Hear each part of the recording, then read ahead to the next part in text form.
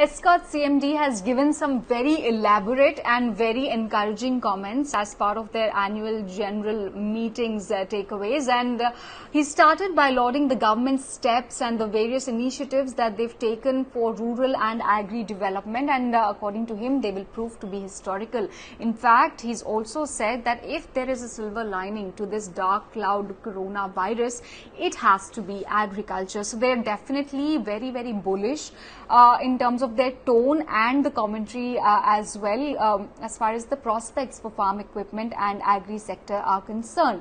The good news here is also that Escorts plants are now running at full capacity. Do remember last month approximately the management had flagged off concerns with an interaction with ET Now as well about how they are facing a lot of supply chain issues and which is sort of restricting them to ramp up their production. Now they're saying that it's running at full capacity. Some good news coming in.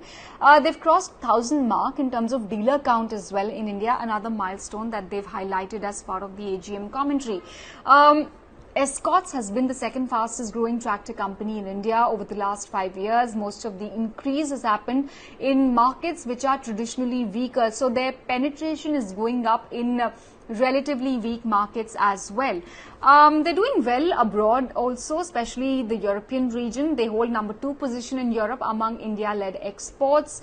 They've invested over 800 crores over the last 5 years, mainly towards new product development and plant capacity. Most of this investment is also aimed at expanding their global footprint. As far as construction equipment market is concerned, they believe it will start improving Q3 of this year. They've made significant improvements as well to turn around their construction equipment business over the last few years. They're committed to making this a significant contributor to the group revenues and the group's financial position. Railway business, they continue to say that it's the best growth story within the Escorts group. Railway business sales have doubled over last 5 years. Even in FY20, the railway segment registered a 21% growth in revenues despite the entire gloom and doom and weak demand scenario within the entire automotive space and the consumption space. Efforts and results of the last 5 years, they've highlighted that it has reflected in over 10 times increase in the company's market cap. They've highlighted 3 pillars of future as well. Firstly, it's creating winning partnerships. Secondly, developing futuristic technologies. Thirdly, it's incubating new age business models, new age business practices, etc. Their thrust going forward will be significantly on digital platforms as well. They've reduced costs significantly through their cost compression, value engineering initiatives.